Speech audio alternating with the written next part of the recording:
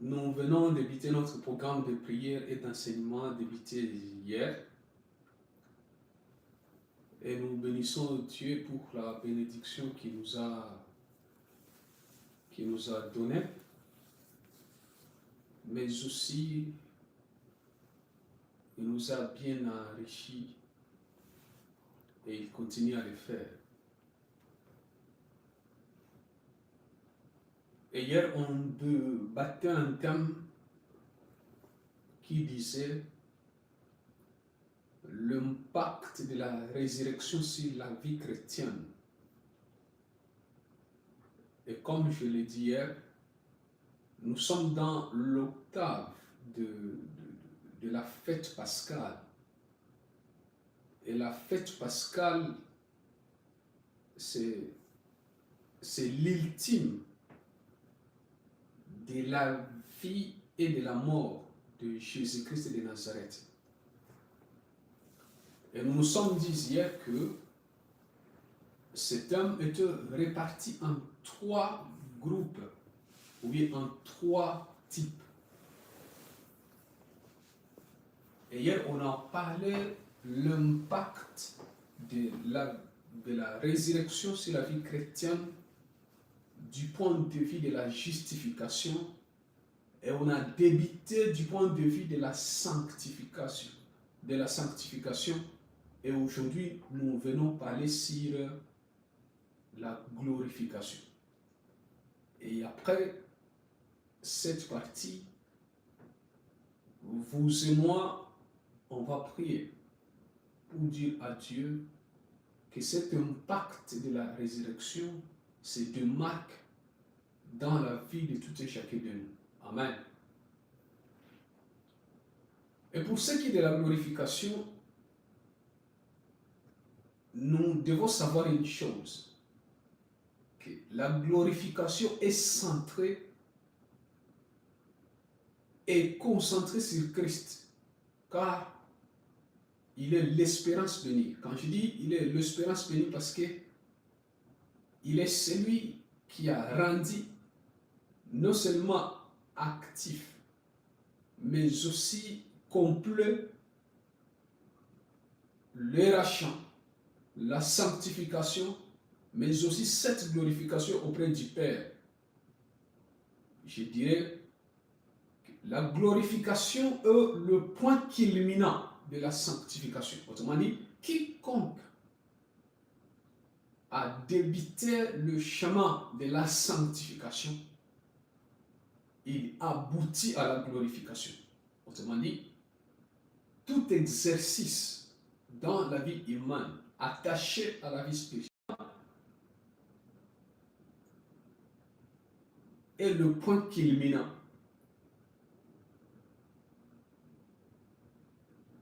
de la justification. Amen. La sanctification est nécessaire pour voir la gloire de Jésus et être en communion avec lui pour l'éternité, tel que la Bible le dit dans Jean au chapitre 17, verset 21-24. C'est un sujet, c'est un verset que hier on a essayé de parler un peu. Disons que c'est le message, le dernier message que Jésus avait adressé à son Père vis-à-vis de ses disciples, vis-à-vis de ses apôtres, vis-à-vis de ses enfants, vis-à-vis de toute sa mission concernant nous tous qui sommes sur terre. Il dit ceci: Père, je veux que là où je suis, ce que tu m'as donné soit aussi avec moi, afin qu'il contemple ma gloire, la gloire que tu m'as donnée, parce que tu m'as aimé avant la création du monde. Amen. Autrement dit, nous sommes rachetés, justifiés, vis-à-vis de tout ce qui nous a été reproché et qui nous a conduits tous en prison. Et nous sommes pris conscience qu'il y a quelqu'un qui est mort pour nous. Et nous nous sommes levés, vous et moi. Et nous avons commencé ce chemin de sanctification. Nous tombons aujourd'hui, nous nous levons demain. Nous passons par les actes de charité, le sacrement et tout autre moyen de sanctification. Et nous cherchons même à accéder à la maîtrise. Une chose que je devrais mentionner. Tu arriveras au bout de ton parcours spirituel qui est la glorification. En s'attachant et en sachant une chose, que Jésus est le premier être humain à être glorifié. Et s'il est le premier à être glorifié, ça veut dire qu'il est le chemin, la vie pour cette glorification que toi tu aspires. Amen.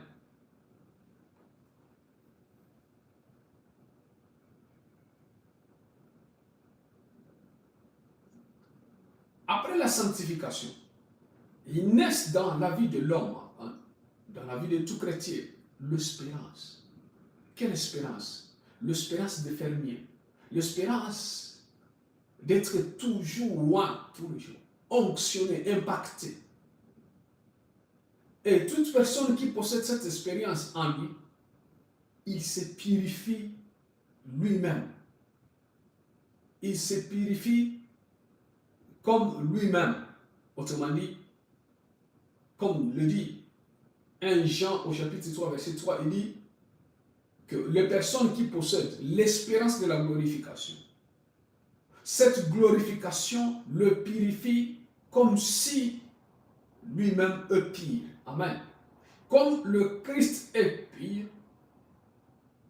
sa glorification nous purifie tous les jours quand nous aspirons à être comme lui. En sachant une chose, que la vie sur terre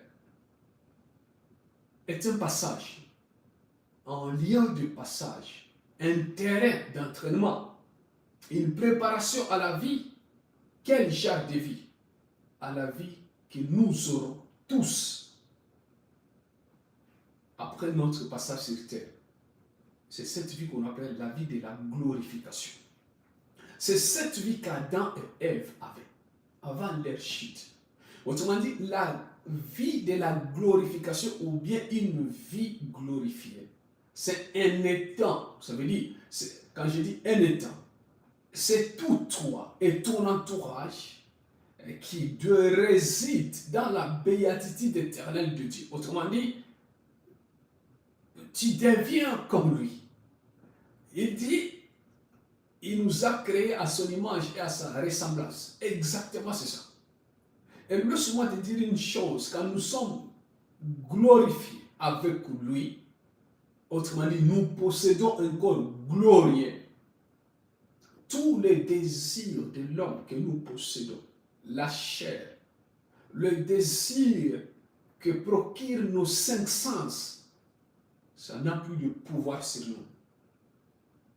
Parce que nous avons un corps glorieux, un corps qui ne cherche plus à se faire voir, un corps qui ne cherche plus à s'enrichir, un corps qui ne cherche plus à avoir raison à tout moment, un corps qui ne cherche plus à faire du mal à quelqu'un d'autre, mais un corps qui cherche à aimer, à prouver l'existence du Christ glorifié au-dedans de nous à travers nos actes, nos paroles, nos actions et nos agissements partout et dans tout, partout où nous nous retrouvons et dans tout ce que nous nous retrouvons, le Christ agit à travers nous. Laisse-moi vous dire une chose. Un homme glorifié en Christ, il est remarquable dans chaque chose qu'il fait. On saura que lui, il a été touché. Lui, il est glorifié. Parce que, on va nous dire bien sûr que la glorification doit débuter après la mort, après que nous sommes sortis de cette enveloppe corporelle. Mais laisse-moi vous dire une chose. Si c'est le cas, qui était Jésus? Jésus était un homme glorifié. Et pourtant, il possédait le corps. Pourtant, il avait le même besoin que toi. Il somnolait. Il s'est fatigué. Il avait faim. Il s'énervait. Il rigolait. Il jouait. Il travaillait. Il avait des amis. Il avait des copines. Tout ça. Il avait tout ça. Sauf une chose, les péchés. Il n'a pas commis. Il n'a pas commis les péchés parce que non seulement il était Dieu et un homme, mais son état glorifié avait l'impact sur son état humain. Autrement dit, la glorification. Quand tu es un homme glorifié par Dieu, il y a le cinq sens qui n'a plus le pouvoir de te conduire dans le mal. Le chemin par lequel tu voudras passer est à gauche. Et tu sais qu'il y a quelque chose de mal que tu vas faire dans ce chemin-là. Et tu as envie de le faire. Peut-être à travers le passé. Mais au fin fond de toi, il y a quelque chose qui te dit non. Autrement dit, il y a le pouvoir. Et ce pouvoir, ce n'est pas la chair. La Bible nous dit dans le livre de Zacharie, ce n'est ni pas la force ni la puissance, mais ce n'est pas mon esprit. Autrement dit, l'esprit de Dieu convainc ton esprit que ce que tu veux faire n'est pas bon. Dans le Nouveau Testament, la Bible nous dit, l'Esprit de Dieu a dit à mon esprit que je suis enfant de Dieu. C'est le caractère ou bien les traits des hommes glorifiés. Des hommes qui sont sur ces chemins quotidiens et dont la vie de la sanctification est ancrée au sein de leur vie et qui cherchent toujours à être glorifiés par le Christ lui-même. Amen.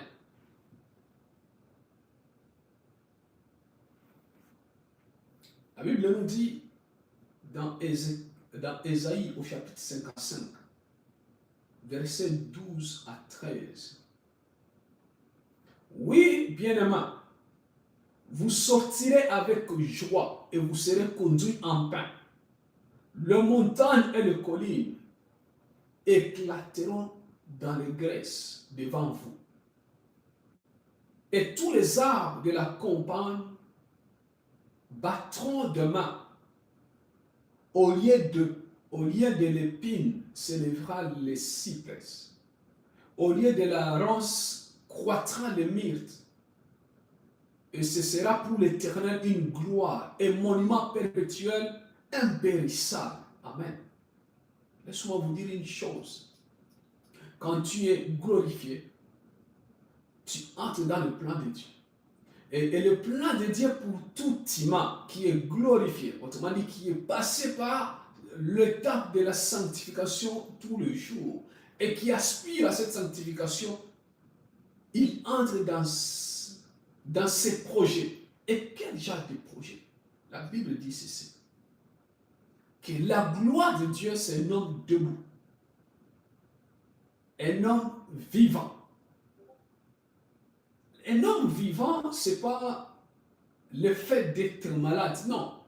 Mais c'est un homme qui a tout accompli. Autrement dit, la gloire de Dieu, c'est de te voir, toi et moi, mon frère, ma soeur, accomplir tous nos désirs pour l'avancement du royaume. Ce n'est pas seulement mettre les enfants au monde, non. Mais c'est aller au-delà de ça. Parce que c'est ça le plan de Dieu. Le plan de Dieu, c'est de te voir croître, impacter, être meilleur de ta génération même. Être celui que toi tu veux être, sans passer par les canaux élargis qui t'amènent dans le péché. Non. mais passer par des chemins étroits, mais qui t'amènent à glorifier le Seigneur. Autrement dit, le plan de Dieu, c'est avoir des hommes glorifiés pour que la gloire de Dieu s'élève encore et encore. Bien aimé dans le Seigneur, il n'y a pas un bon mec, il n'y a pas un bon homme, une bonne femme, plus que l'homme dont la gloire de Dieu dépasse sa gloire. Autrement dit, tout ce qu'il fait, c'est pour la gloire de Dieu. Je fais ça pour que Dieu soit glorifié. Amen. Et en retour, ta vie est glorifiée. Alléluia. En retour, Dieu, il te glorifie aussi. Il dit dans le livre de Jérémie, il dit, ah, je connais le plan que j'ai tissé pour Emmanuel. Je connais le plan que j'ai tissé pour Lucien. Je connais le plan que j'ai tissé pour Fanny. C'est un plan de bonheur et non de malheur. Un plan de vie et non de mort. Un plan de force et non de faiblesse. Autrement dit quoi? Autrement dit, tu es dans son plan. Tu es déjà dans son plan. Parce que ta vie, partout où tu passes et partout où tu commenceras à passer à partir d'aujourd'hui, frères et sœurs, la vie de Dieu sera glorifiée. Où sera glorifiée? D'abord en toi. D'abord dans ta vie, toi-même.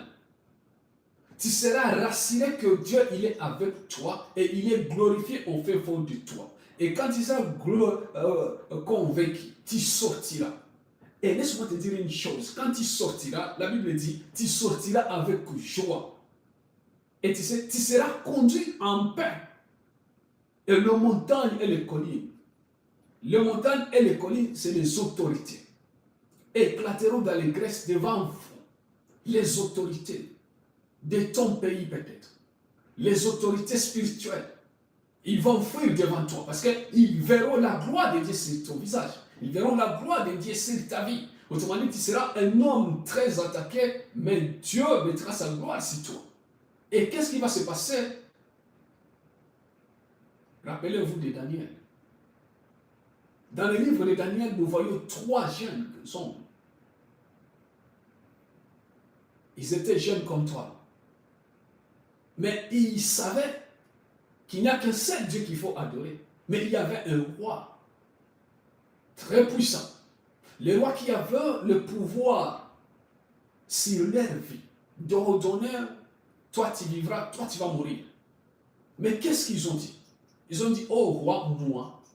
Non, il n'est pas question que tu me demandes quel Dieu je vais adorer ou ton statut. Non, tu sais déjà. Ils ont dit au roi, non, on n'a qu'un seul Dieu à adorer.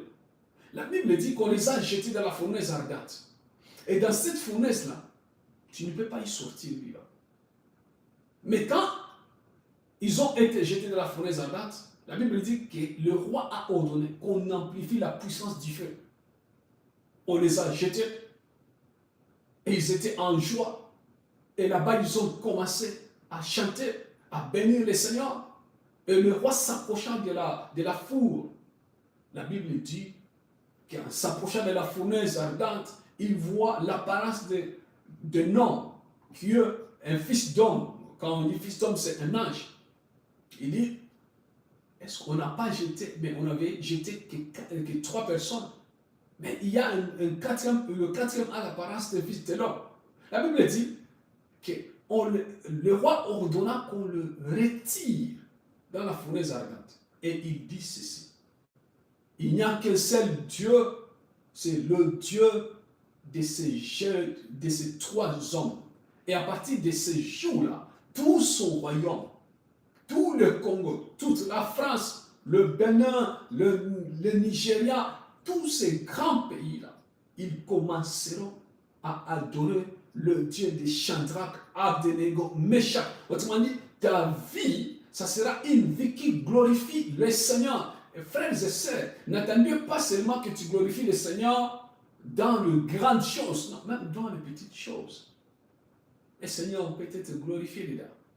Il peut être glorifié dans les moments où je pose des bons actes, même si personne ne me voit pas. Je prends un exemple. Tu es en train de manger du maïs. Et tu as fini à manger le maïs, mais les déchets au lieu de jeter ça sur la route principale, tu attends que tu trouves une poubelle où tu vas poser ça. Dieu, il est glorifié. Dieu, il est glorifié parce que tu prends soin de la nature. Et je ne dirais même pas que tu prends soin, mais tu t'accroches à ce qui était dit par rapport à ta vie. Parce que dans le livre de Genèse, la Bible dit, Dieu dit à Adam et Ève de prendre soin de la nature, de prendre soin de tous les êtres vivants que Dieu avait créés. Il y a aussi la nature dans les petites choses. Dans les petites choses. Oui, vous sortirez avec joie et vous serez conduits en paix. Les montagnes et les collines. J'ai dit les montagnes et les collines, c'est les autorités. Et quand je dis les autorités, ça peut être les autorités de ton pays, ça peut être les chefs, mais aussi nous voyons les autorités sur le plan spirituel. Et un jour, on débattra sur ça. Ils éclateront dans les graisses devant vous. C'est ce que le roi avait fait devant Shadrach, Abednego et Meshach. Et tous les arbres de la campagne battront de main. Autrement dit, tous les arbres de la campagne, c'est le monde, c'est les êtres vivants que nous sommes. Nous battrons tous la main pour toi parce que tu es glorifié. Et la Bible nous dit qu'au lieu de l'épine, tu sais qu'est-ce qui va se passer? Au lieu que l'épine s'élève dans ta vie, les cèpres. Les cèpres va s'élever. Au lieu de la ronce, croîtra le myrte. Et ça sera pour l'Éternel une gloire. Amen. Au lieu que la jalousie naisse au-dedans de toi, ce sont les épines, frère. Au lieu que l'hypocrisie naisse au-dedans de toi, il y aura un amour profond pour les autres. Tu seras fier de voir les autres réussir. Tu seras fier de dire, bien-aimé dans le Seigneur, je te bénis parce que tu as béni telle personne. Amen. Je vous donne un témoignage que je vis pendant mon passage au Bénin. Un frère en Christ avec qui je partageais beaucoup. Il sortait avec une fille. Ils se sont séparés. Le Messie s'est marié. Il a eu des enfants. Et la femme, elle aussi, elle est partie et s'est mariée. Elle n'avait pas encore d'enfants. Mais un jour, elle me dit, accompagne-moi sur la paroisse parce que j'ai une bonne nouvelle à annoncer. Je vais demander une messe d'action de grâce parce que mon ex a accouché. Amen. C'est des témoignages que ça n'a pas fonctionné avec moi. Mais là où il est, là où elle est partie, la vie lui réussit. Au lieu des épines, frère, sœur, quand tu es glorifié, au lieu que les épines naissent au-dedans de toi, la joie de voir les autres réussir. Même si toi, ça ne marche pas, même si ta vie stagne, mais tu te dis, si les autres ont réussi, gloire à Dieu. Gloire à Dieu. Je sais que mon temps va arriver. Autrement dit, tu deviens dans tu entres dans la dimension du monde dans lequel Jésus était. Il ne se plaignait pas. Non. Pas de plainte. Non, pas de plainte. Même au-delà de tout ce que peut-être il attendait. Parce qu'au-delà de voir tous les gens que tu as aidés, te régner, te conduire jusqu'à la mort, c'est une grande déception. Mais vous et moi, combien de fois on nous a trahis et nous nous sommes jurés de ne plus jamais faire confiance à personne. Et nous sommes partis même à l'église dire, tout ça, tout ça. Mais lui, il est resté serein. Très serein. Et au lieu de tout ça, que ça lui arrive. Au lieu qu'il dise, les hommes ici sont ingrats, c'est la quoi il dit que Dieu vous pardonne. Il dit que Dieu vous pardonne parce que vous ne savez pas ce que vous faites. Ça, c'est le langage de Jésus. Amen. J'ai discuté avec un ami, un frère en Christ, il y a quelques jours, en Ouganda, et qui me disait, et qui m'a posé la question par rapport pourquoi les chrétiens que nous sommes, parfois notre vie est difficile. Et je lui ai dit, vous savez une chose, dans le parcours de Jésus sur terre, il n'a jamais mentionné que notre vie sera facile. Non, ça c'est un. Deuxième des choses, moi en tant que chrétien, on m'a appris juste à faire confiance à Jésus. On m'a fait avaler les choses sans comprendre c'est quoi au juste. Mais si Dieu n'est pas sage, lorsque j'ai appris la nouvelle sur Jésus, on m'avait parlé de ses mentalités, de comment lui il voyait et il gérait les situations. Les chrétiens ne seront pas pauvres parce que Jésus est un seul. Il ne voyait pas le monde petit. Il ne voyait pas l'impossible. Vous savez pourquoi? Parce qu'il était glorifié. Amen. Et tout ça en lui, il a déposé ça au-dedans de nous à travers le Saint-Esprit. Parce qu'il n'y a pas la glorification sans la présence du Saint-Esprit dans la vie. Amen. Il n'y a pas la glorification sans la présence du Saint-Esprit dans ta vie. Il est celui qui parle avec toi. Il est celui qui te dit, c'est comme ça que tu devrais faire au lieu de ça. Il est celui qui te dit, au lieu de postuler à ça, postule à ça. Amen. Je me rappelle, c'est parmi les témoignages que j'ai un jour donné. Peut-être que ce ne sera pas la première fois que tu tombes sur ça.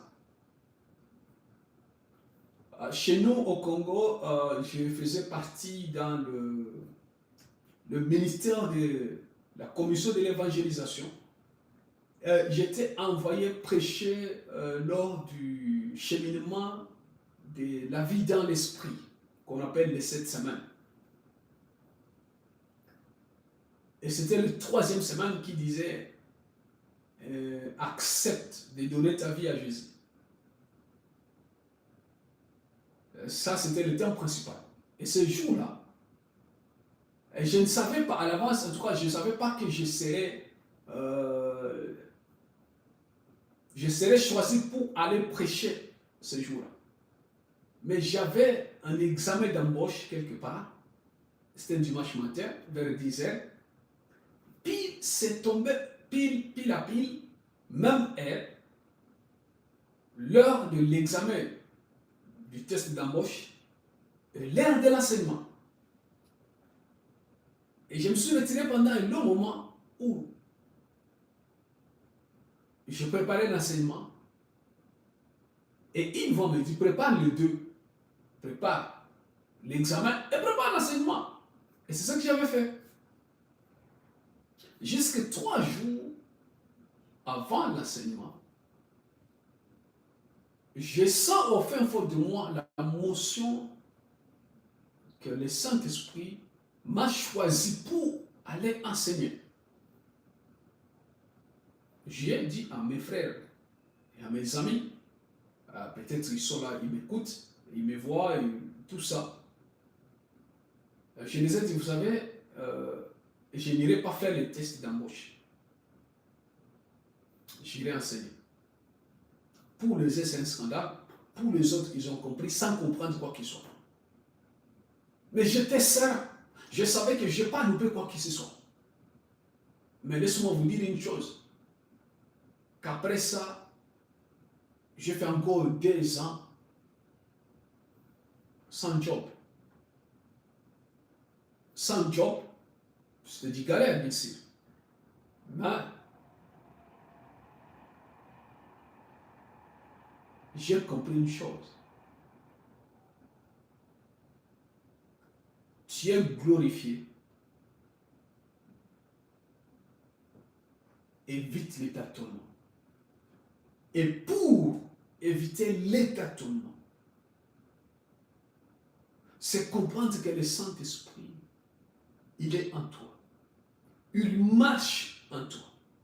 C'est de comprendre aujourd'hui que Jésus, parmi ses 2 premières missions sur terre, était de restaurer ta relation avec le Saint-Esprit.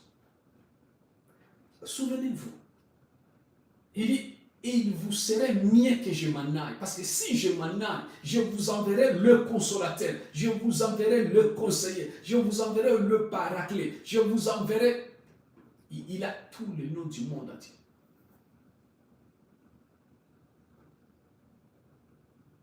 Ça veut dire, sans son départ, il n'y a pas de Saint-Esprit. Et Jésus, sa mission n'était pas la mission de consoler, ni de conseiller, ni de guider, non. Sa mission était de donner sa vie pour toi. Sa mission était de te justifier, afin que tu commences un cheminement de la sanctification. Et ce cheminement qui aboutira à la glorification par le Saint-Esprit. Amen. Autrement dit, frère, ignorer ça, c'est dire que Jésus n'a rien fait sur la croix. Et comprendre qu'un jour, c'est ce que je vois dans nos groupes de prière, et nous disons une chose. J'ai discuté avec plusieurs frères par rapport à ça. Et nous disons, viens Saint-Esprit, descends Saint-Esprit. Ok. Il va descendre parce qu'il est où? Toi et moi, disons-nous la vérité. La Bible dit ceci, que post-Jésus, post la mort et la résurrection de Jésus, il y a la Pentecôte. Et après la Pentecôte, ça commence le Nouveau Testament. Ça veut dire, le Nouveau Testament, ça veut dire, c'est la vie du Saint-Esprit. C'est la mouvance du Saint-Esprit qui règne. Autrement dit, le Saint-Esprit, il est présent. Et la question de dire, descend, viens, descend du ciel, descend auprès du Père, viens. Non, le Saint-Esprit n'est pas au ciel. Il est en toi, il est en moi, il est en nous tous. Et sa puissance se démarque plus quand nous nous tenons main à main pour invoquer la gloire du Père au milieu de nous tous. Amen. C'est pourquoi, bien-aimé dans le Seigneur, célèbre sa présence dans ta vie. Tous les jours. Je me rappelle quand je faisais ma spécialisation, j'étais coutumier tous les jours à discuter avec lui comme si je discutais avec un homme. Avant de manger, après manger, je prenais mon trajet de la faculté. J'ai discuté avec lui comme si je discutais avec un homme. Laisse-moi vous dire une chose. Après 1 mois, 2 mois, 3 mois, tu comprendras qu'il n'est pas au ciel.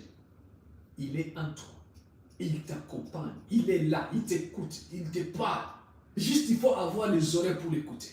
Dans chaque geste que tu feras, dans chaque action que tu commettras, associe-lui. Tu comprendras qu'il n'est pas ce qu'on nous a dit qu'il est. Non. Il n'est pas l'air. Non. Il n'est pas un vent. Non.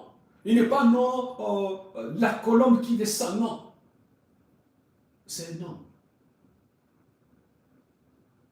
C'est un Dieu qui est vivant au milieu de nous tous, qui agit dans mon cœur tout le temps, qui agit dans ton cœur tout le temps. Il faut juste croire qu'il est là et dire, je crois que tu es au milieu de moi, je crois que tu vis au-dedans de moi. Fais-moi ce que tu veux que je sois, c'est tout. Dis-moi ce que tu veux que je dise aux gens. Devant cette ambiguïté de la vie dans laquelle je suis, donne-moi les paroles. Il va se démarquer. Et c'est là où tu comprendras que la glorification a commencé le jour de la Pentecôte depuis. Parce que c'était l'efficacité de la mort et de la résurrection de Jésus-Christ de Nazareth. Amen. Autrement dit, sans la Pentecôte, la mission de Jésus ne sera pas achevée.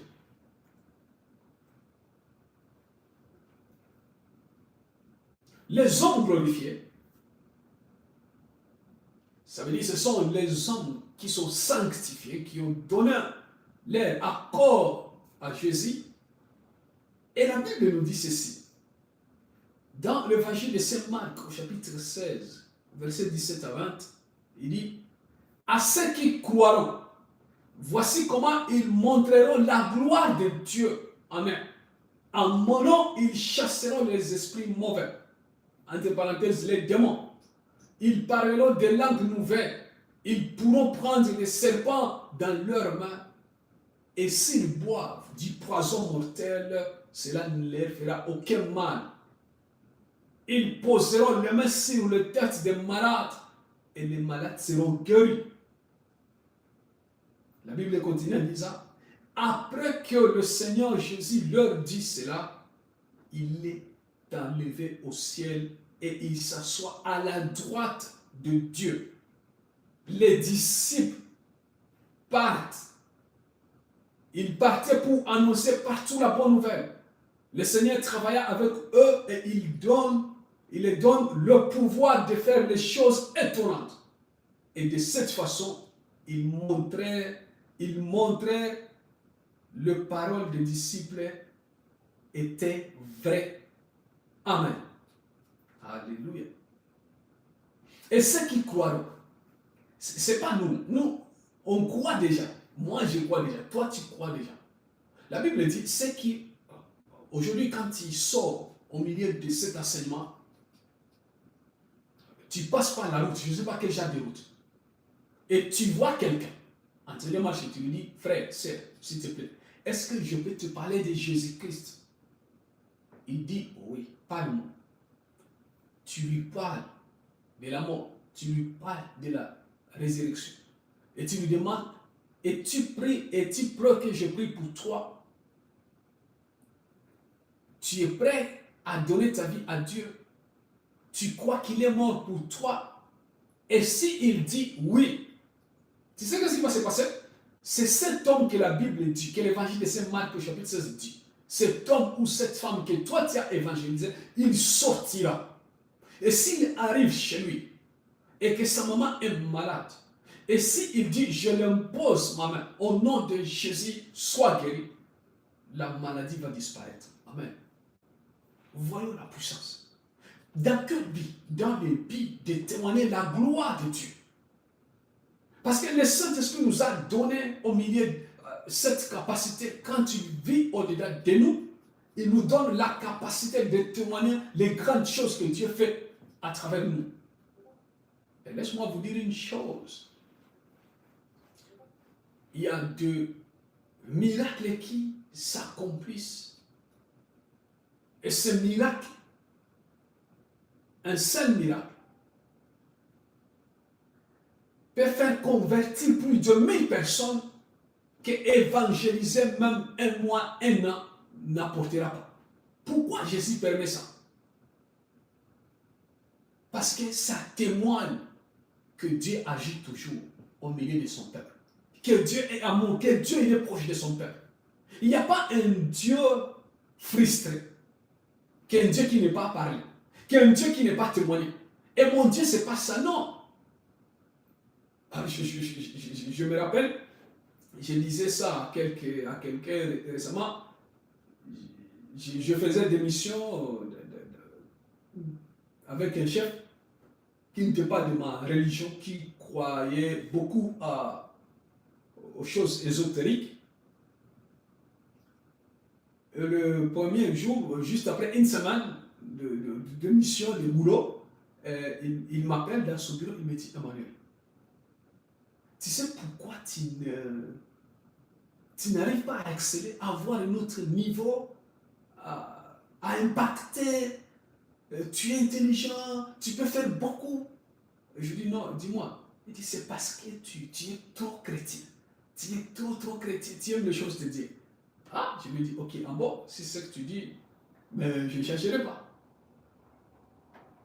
3 mois après, il me rappelle dans son bureau, en passant qu'on va discuter du boulot, il me dit, je voulais te dire une chose.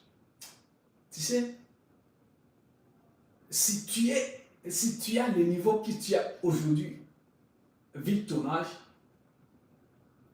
c'est parce que tu pries beaucoup. Alléluia. C'était un jour de joie parce que je ne lui ai jamais parlé de Jésus. Non, je ne lui ai jamais, non. Mais tout le moment qu'on a été avec lui, je me retirais pour prier. Je me retirais pour être droit d'abord. Il voyait tout ça. Et lui pensait que c'était en vain que je faisais tout ça. Et un jour, sans même lui dire que Jésus t'aime, sans même tout ça, il me rappelle dans son bureau pour me dire, ton Dieu, c'est celui qui te donne la capacité d'accomplir les choses que tu accomplis. Amen. Autrement dit, frères et sœurs, il y a un Dieu pour tout. Mais notre Dieu, mon Dieu, ton Dieu, notre Dieu, nous tous, il est notre Père. Imaginez qu'est-ce que ton Père voudrait sur ta vie. Imaginez toi, ton père, ta mère, tes parents, qu'est-ce qu'ils voudraient sur ta vie? L'abaissement? Je ne pense pas. Que tu sois meilleur parmi les meilleurs. Et c'est ça que Dieu veut. Parce qu'il est mon Père, il est ton Père. Il veut qu'on soit meilleur dans tout. Et c'est pourquoi il dit, à ceux qui croiront, voici comment ils montreront la gloire de Dieu. Frère, sortons ici, toi et moi, et montrons la gloire de Dieu partout où on va passer. Nous chasserons les esprits mauvais, nous chanterons et nous danserons par de nouvelles langues. Nous prendrons des serpents, et la Bible dit, nous prendrons des serpents. Et même si ça nous pique, ça ne nous fera pas mal. Et si nous buvons un poison mortel, ça sera de la vitamine. Parce que la gloire de Dieu est au-dedans de nous. Amen. Amen. Bien-aimé dans le Seigneur, l'une des choses que tu dois retenir après ces 2 jours d'enseignement, d'action de grâce et de prière, c'est l'impact de la résurrection sur ta vie spirituelle, sur ta vie physique, et que tout ce à quoi tu penses que tu avais droit, tu n'avais pas droit, parce que tu étais un esclave, tu étais en prison, à cause d'une dette que nos grands-parents ont cautionnée. Et ça s'est étendu de génération en génération. Ton grand-père, ton père, toi, tes fils, tes enfants, de génération en génération. Mais il y a un homme qui s'est levé au moment où on voulait te condamner et qui a dit non, Emmanuel ne doit pas faire la prison. Je vais le faire à sa place. Mais le juge a dit non, ce n'est pas la prison que Emmanuel doit faire. Emmanuel, il est traduit en mort. Autrement dit, Emmanuel doit mourir. Et sa mort, ça sera une mort atroce, pendue sur la croix, vidée de son sang. Et laissé mis, malgré son âge de 33 ans, laissé mis sur, au bord de la route. Il n'aura même pas personne pour l'enterrer. C'est ça le châtiment. Cet homme, il s'est tenu. Pendant un moment, il a dit, ok, vous avez dit quoi? Que Emmanuel mérite la mort? Ok, j'accepte la mort. Le juge lui dit, ok, tu sais c'est quel genre de mort? Il dit, non, explique-moi. On lui dit, il va mourir sur la croix. Il sera pendu. Toute sa nudité sera vue par tout le monde. Il sera arrivé par ses amis, tout. Il dit, je cautionne ça aussi. Il dit, il va se vider de son sang. Il dit, je cautionne ça aussi. Il dit, il sera couronné d'une couronne de pine. Il dit, je ferai ça aussi. Je suis d'accord avec ça. Et enfin, il dit, malgré qu'il est mort, on va lui percer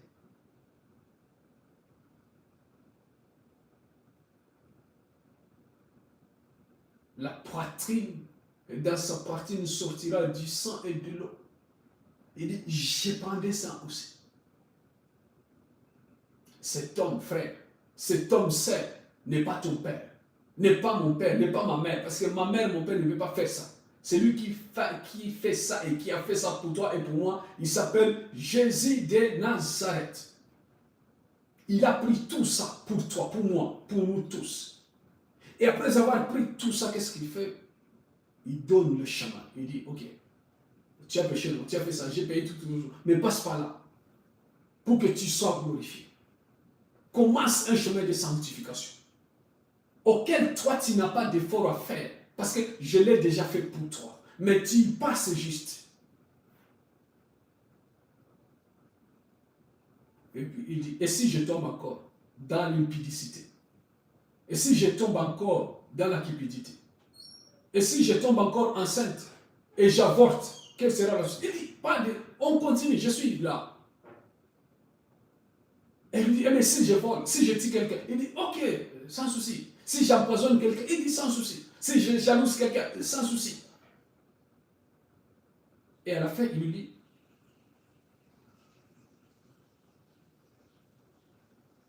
mais tu es qui toi? Mais pourquoi tu fais tout ça? Pourquoi tu fais tout ça alors? Emmanuel lui posa la question, pourquoi tu fais tout ça? Il dit, c'est ma mission. Parce que je suis ton grand frère. Un grand frère donne sa vie à ses petits frères. Amen. Amen. Bien-aimé dans le Seigneur. Je ne sais pas quelle vie tu mènes. On ne se connaît même pas. Tu ne me connais pas, je ne te connais pas. Personne ne connaît personne. Mais j'ignore dans quoi tu es en ce moment-ci. J'ignore quel genre de difficultés auxquelles tu as affronté. J'ignore tout ça. J'ignore la douleur, la pesanteur.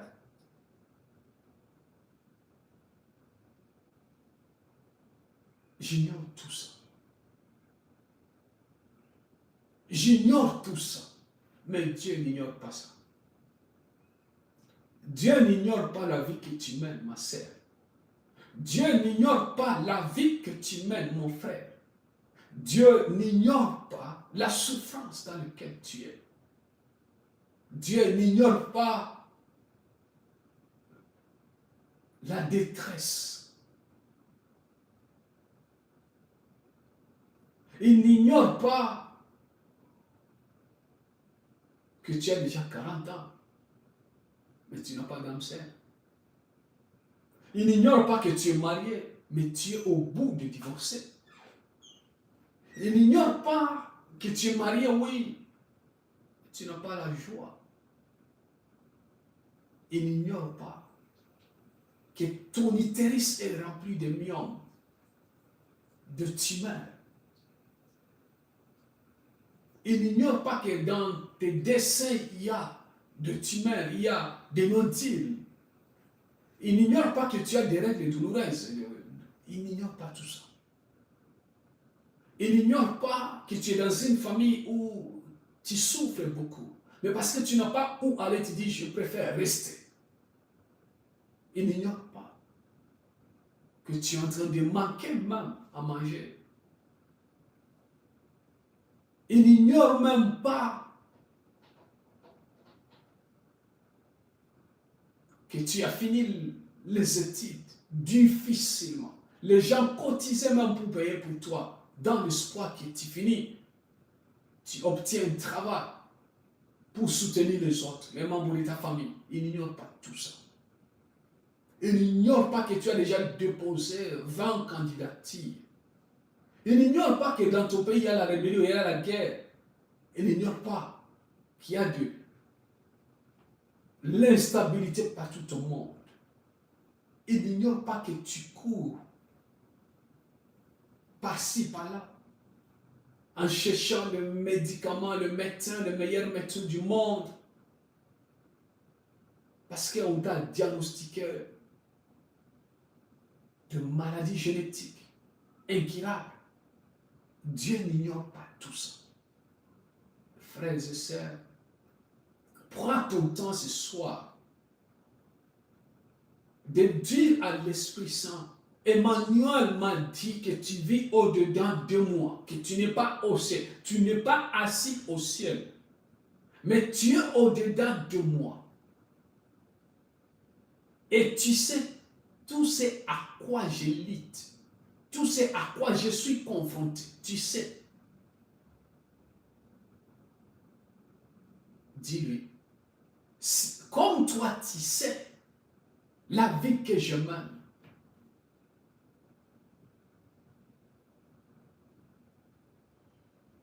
prends-moi comme ton disciple.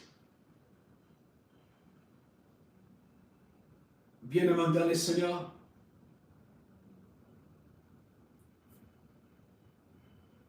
il y a un Dieu qui agit ce soir. Il y a un Dieu qui n'est pas limité par la géographie du carte du monde. Il y a un Dieu qui n'est pas limité par le temps, le minute ou les secondes. Et au Congo, il y a une chanson qui dit « Le Dieu des dernières minutes ».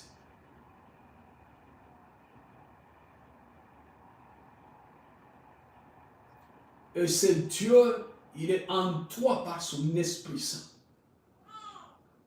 Et il est capable ce soir de refaire ta vie.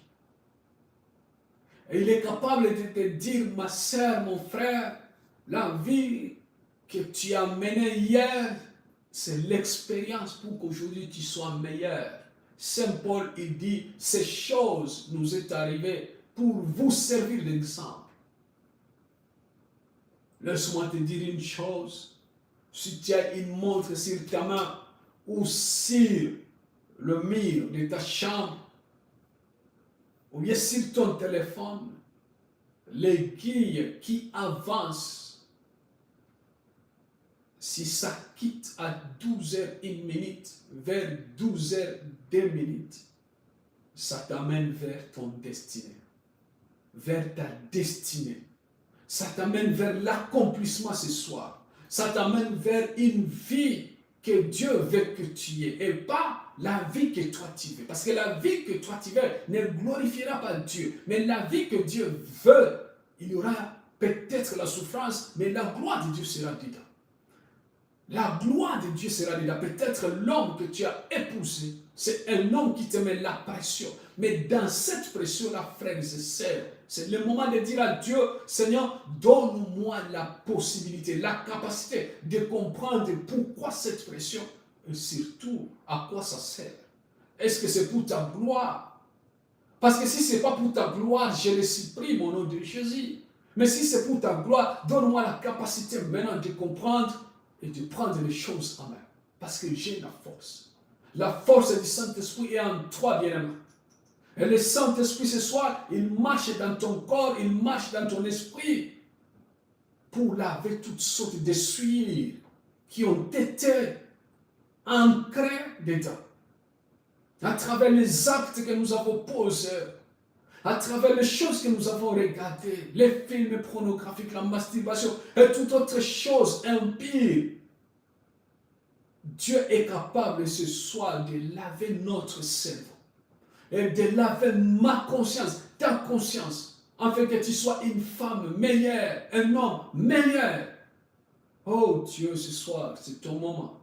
C'est ton temps, papa, de toucher les âmes, de toucher tes enfants, de toucher mes frères et ses sœurs, de toucher les personnes pour qui Jésus est mort sur la croix. L'impact de la résurrection, Seigneur. Qu'aujourd'hui, Seigneur, oh Dieu, nous soyons glorifiés. Nous devenons des hommes glorieux, des hommes qui réussissent, des hommes qui sont debout, des femmes qui se disent, je vais réussir dans le nom de Jésus-Christ de Nazareth. Seigneur, ce matin et ce soir, Nous te rendons grâce parce que tu es bon, tu es merveilleux. Tu es le Tout-Puissant, l'unique Dieu capable d'être appelé Seigneur. Au nom de Jésus-Christ de Nazareth, ce matin, Seigneur, nous t'en supplions pour ce moment que tu nous as donné. Nous t'en supplions pour cet enseignement, oh Dieu, parce que tu nous les as donnés gratuitement et tu nous as utilisés afin que ton peuple soit béni. Ceux qui sont loin comme de près, Seigneur, ceux qui nous écoutent, ceux qui nous regardent, oh Dieu, nous t'en supplions ce soir, Seigneur, bénis un à un dans chaque côté et de sa vie que toi tu connais, Seigneur, afin que sa vie soit une vie impactante qui glorifie ton nom. En sortant de cet enseignement, Seigneur, ceux qui ont demandé tête de migraine, ceux qui ont mal au niveau de leur cou, à travers le goitre superficiel et le goitre plongeant, ceux qui ont mal au niveau de leur poitrine, ceux qui ont mal au niveau de leur ventre, au sein de leur ventre, les types digestifs, tu connais toi-même tout ce qui peut lui faire mal, tout ce qui peut faire mal au niveau du pelvis, au niveau des os, au niveau des membres supérieurs et thoraciques, inférieurs, au nom de Jésus-Christ de Nazareth. C'est toi qui nous dis à travers l'évangile de ce mal que ce soir, que si nous imposons le main aux malades et les malades guériront, au nom de Jésus-Christ de Nazareth, Seigneur, que tous ceux qui souffrent au milieu de nous tous soient guéris par la puissance du Saint-Esprit, au nom de Jésus-Christ de Nazareth, que leur vie soit une vie bénie, une vie sans maladie, une vie sans agressivité, une vie qui implore et qui impacte ton nom, dans le nom de Jésus-Christ de Nazareth. Seigneur, je prie pour tous ceux qui ont eu des diagnostics difficiles à avaler, difficile à accepter, difficile à assimiler, difficile même à comprendre. Et le médecin, peut-être, ils nous ont dit, il vous reste 5 ans de vivre, mais toi, Dieu, tu nous as donné une vie en abondance. C'est toi qui dis dans le livre de Jérémie, je sais, je connais le plan que j'ai érigé. Le plan du bonheur et non de malheur. Le plan de la bénédiction et non de la malédiction. Et le plan de vie et non de mort. Le plan de santé et non de maladie. Que leur corps, que nos corps tous soient le corps sain. Le corps sans pathologie.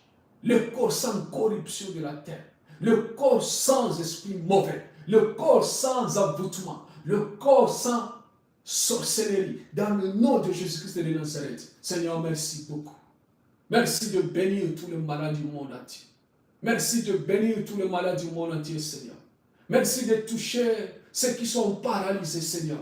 Ceux qui ont eu des AVC, ceux qui ont des tumeurs cérébrales, ceux qui ont eu des sections de la moelle épinière au niveau cervical, au niveau dorsal, au niveau lombaire ou même au niveau sacré. Au nom de Jésus-Christ de Nazareth, il n'y a que toi, Seigneur, qui peut faire la neurotisation. Il n'y a que toi, Seigneur, qui peut connecter les nerfs afin que leur vie soit une vie bénie et qu'ils se mettent debout.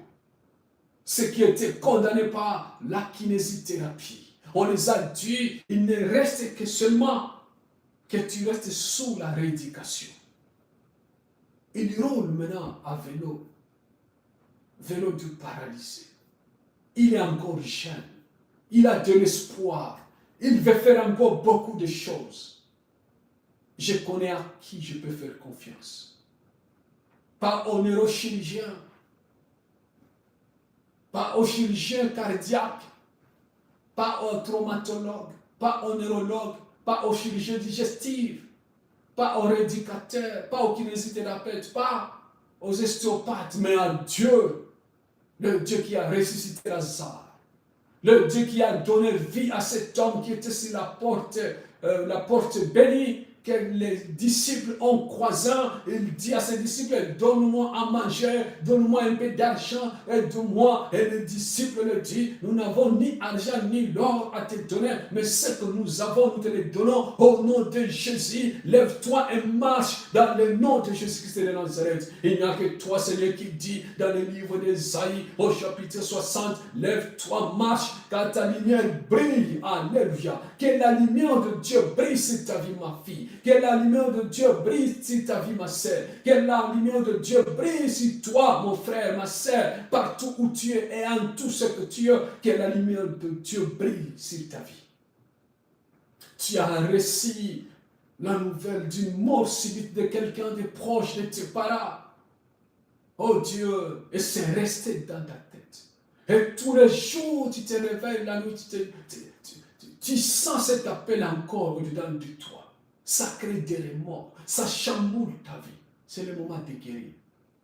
Toi qui as reçu des mauvaises nouvelles qui ont perturbé ta vie, au nom de Jésus-Christ de Nazareth.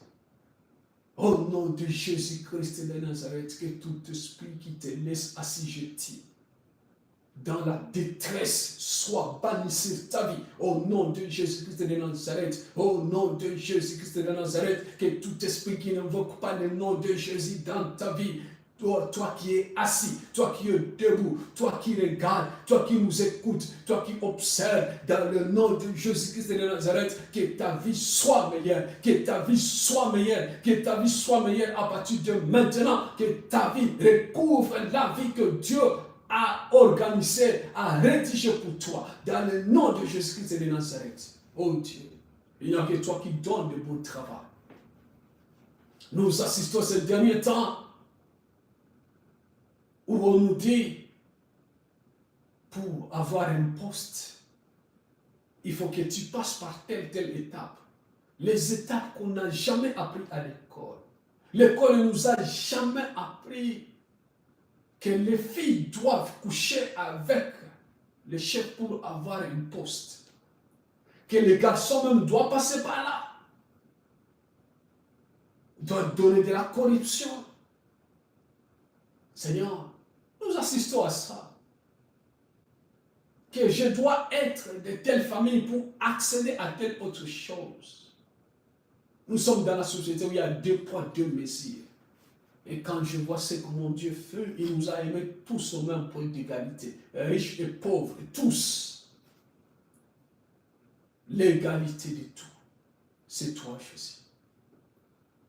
Devant toi, nous sommes tous au même niveau.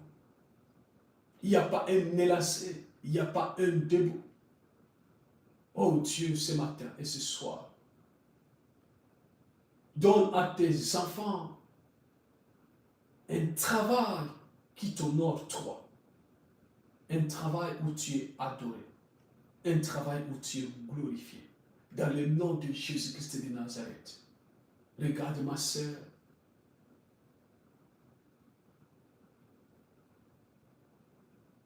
L'homme lui dit, si tu veux que je te marie, je t'épouse. Si tu veux qu'on continue ensemble, on doit coucher d'abord ensemble. Autrement dit, le sexe devient le pont pour le mariage.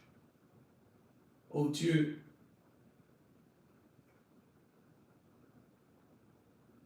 il n'y a que toi qui peux mettre sur notre chemin les bonnes personnes. C'est toi qui sais chacun de nous finira avec qui, parce que quand tu as créé Emmanuel, tu as créé quelqu'un pour lui. Gloire à toi, Seigneur, parce que tu le mettras sur le chemin de tout et chacun de nous. Dans le nom de Jésus-Christ de Nazareth, et ceux qui sont mariés, ceux qui sont dans le couple ou bien dans les fiançailles, et que les choses ne marchent plus, ceux qui sont au point de divorcer, Seigneur, il n'y a que toi. C'est la souffrance, ça fait tellement mal. C'est la souffrance dont même le parent ne peut pas soulager. Il n'y a que toi, Seigneur. Il n'y a que toi qui peux tracer le chemin de sortie dans cette histoire.